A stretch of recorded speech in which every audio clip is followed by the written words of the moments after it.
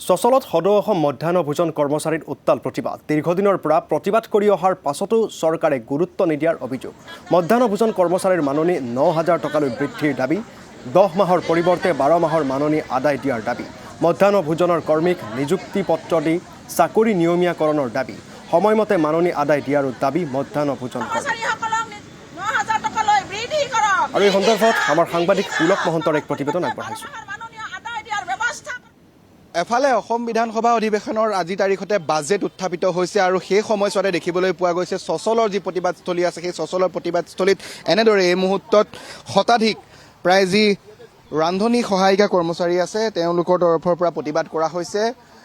এই মুহূৰ্তত যদি আমি দেখুৱাওঁ সদৌ অসম প্ৰাথমিক আৰু উচ্চ প্ৰাথমিক বিদ্যালয় মধ্যাহ্ন ভোজনৰ যিসকল কৰ্মচাৰী আছে সেই কৰ্মচাৰীসকলৰ তেওঁলোকে প্ৰতিবাদ সাব্যস্ত কৰিছে। দীৰ্ঘদিনৰ তেওঁলোকৰ যি দাবী তেওঁলোকে বহুবাৰ প্ৰতিবাদ কৰিছে, বহুবাৰ চৰকাৰ বা প্ৰশাসনৰ তৰফৰ পৰা কোনো বিষয়া আহে তেওঁলোকে যি মেমৰেণ্ডাম প্ৰদান কৰে সেয়া গ্ৰহণ কৰে, কিন্তু যি আশ্বাস প্ৰতিশ্ৰুতি তেওঁলোকক প্ৰদান কৰে সেয়া আচলতে প্ৰতিশ্ৰুতি হৈ ৰৈ আজিলৈকে সেয়া পূৰণ নাই হোৱা, যাৰ বাবে পুনৰবাৰ আজি বাজেট উত্থাপনৰ দিনটোতে তেওঁলোকে বাজেট অধিৱেশনৰ সময়ছোৱাতে পুনৰ তেওঁলোকে প্ৰতিবাদ মুখৰ হৈছে। আৰু এনেকৈ এই মুহূৰ্তত আমি দেখুৱাইছোঁ সচলৰ পৰিৱেশ সেয়া সচলত শতাধিক যিসকল ইয়াত ৰান্ধনী আছে তেওঁলোক আহি তেওঁলোকে মধ্যাহ্ন ভোজনৰ লগত জড়িত যিসকল লোক তেওঁলোকে এই মুহূৰ্তত প্ৰতিবাদ কৰিছে। আমি পৰিৱেশ দেখুৱাইছোঁ আৰু তেওঁলোকৰ পৰা মন্তব্য ল'ম, কাৰণ তেওঁলোকৰ কেইবাটাও দাবী আছে। ইতিমধ্যে সেই দাবীসমূহ বহুবাৰ তেওঁলোকে চৰকাৰক বা যি বিভাগ আছে তেওঁলোকক বহুবাৰেই কাকুতি মিনতি কৰিছিল, তেওঁলোকৰ ওচৰত বহুবাৰ অনুৰোধ জনাইছিলে, প্ৰতিবাদো কৰিছিলে, কিন্তু আজিলৈকে তেওঁলোকৰ সেই দাবীসমূহ সম্পূৰ্ণ হোৱা নাই। তেওঁলোকৰ সেই সমস্যাসমূহ আজিও সমস্যা হৈ ৰৈছে। দীৰ্ঘদিনীয়া আপোনালোকৰ সেই সমস্যা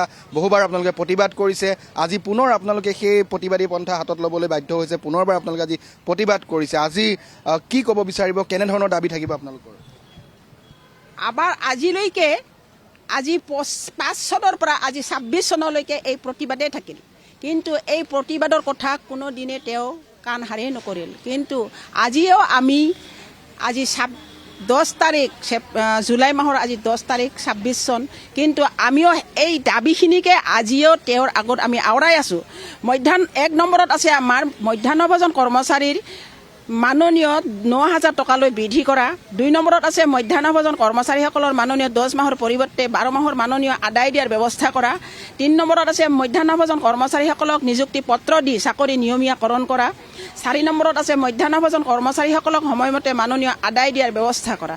এই 4টা দাবীয়ে আমাৰ তেওঁৰ ওচৰত দাবী, কিন্তু তেওঁ আজিলৈকে এই 26 চন হ'ল, 26 চনলৈকে তেওঁৰ ওচৰত আমি এইখিনি শ্লোগানকে আমি তেওঁৰ ওচৰত আমি গাই আছোঁ, তথাপিও তেওঁ কাণ সাৰে নকৰিল।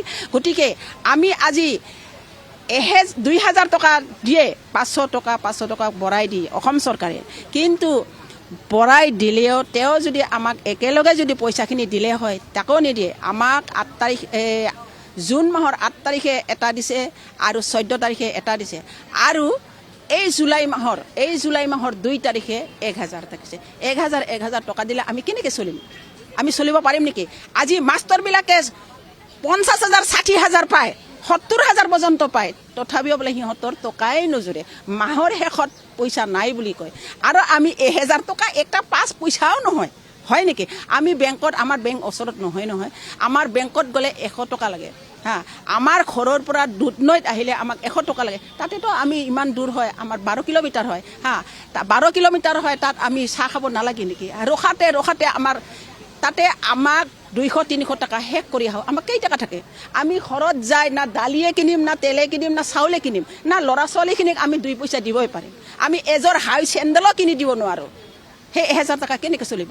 আজি হাজিৰা কৰা মানুহৰ দিন হাজিৰা যদি 300, 350, 400 টকা হয়, আজি খেতি বাতিৰ দিন, আমি খেতি বাতিতো আমি ভৰি ৰুব যাব নোৱাৰোঁ, পথাৰত যাব নোৱাৰোঁ, কাৰণ আমি স্কুলতে থাকোঁ। কেনেকৈ যাম আমি? আজি আমি 9টা বজাৰ পৰা 9টা বজাত স্কুলত যাওঁ, 1:30, 2টাত আমি স্কুলত আহোঁ। কিমান কষ্ট!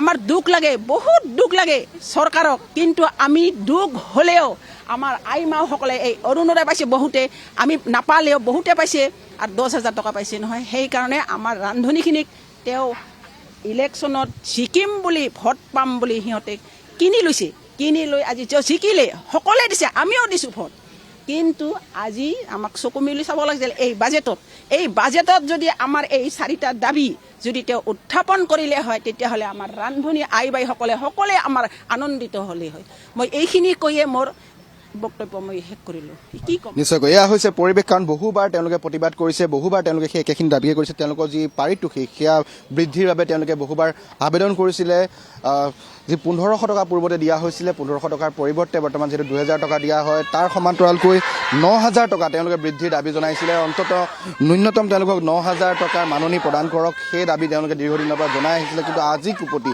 তেওঁলোকৰ সেই দাবী হৈ ৰ'ল আজিলৈকে চৰকাৰ বা প্ৰশাসন বা যি বিভাগ আছে পুলক মহন্ত আপোনাক ধন্যবাদ জ্ঞাপন কৰিছোঁ এই সন্দৰ্ভত সবিশেষ দেখুওৱাৰ বাবে